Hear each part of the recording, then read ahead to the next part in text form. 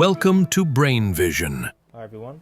So what we have is an insulated rigid tank of volume equal to 40 cubic feet, and that tank has a initial pressure of 50 psi, and a temperature equal to 120 degrees Fahrenheit. Now this tank also has a valve, and that valve is opened and air is allowed to escape at a constant temperature until the pressure drops inside to 25 psi. Now there's also an electrical wire that runs through this to keep the temperature the same. So the temperature at the final is also equal to 120 degrees Fahrenheit. And now what we're asked to solve for is the amount of electrical work that is done throughout this process. So what we're going to do first is find the constants that we need and the properties of air.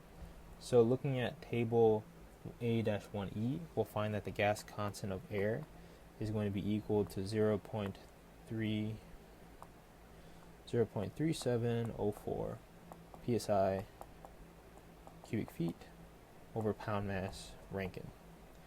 Now the temperature of 120 degrees F in Rankine is 580 degrees R, and what we're going to do is find the specific enthalpy of our air that is leaving, and at 500 degrees R, HI is going to be equal to 138.66 BTU per pound mass Rankine.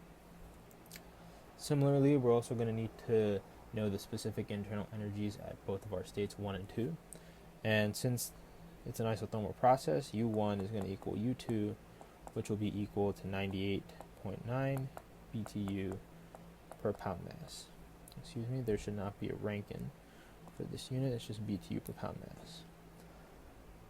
Next, what we're going to do is we're going to designate the tank as our system, and that's going to be the control volume since the mass crosses that boundary. So when we do our mass balance, the mass coming in minus the mass coming out is equal to the change in mass in the system. And as you know, there's no mass that's coming in, all we have is mass leaving, so that's going to be minus ME equals M2 minus M1. We just isolate ME, and that's going to be equal to M1 minus M2.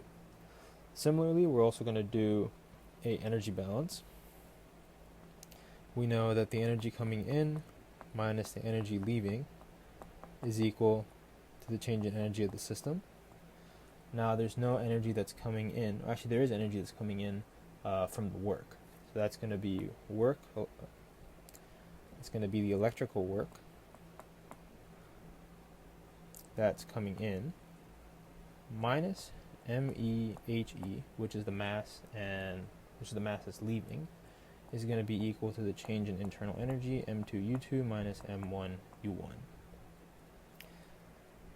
And now what we can do is we can actually solve for M1 and M2 using the definition of using ideal gas law. So recall that with ideal gas law, with mass isolated, M is going to equal to P1V over RT1.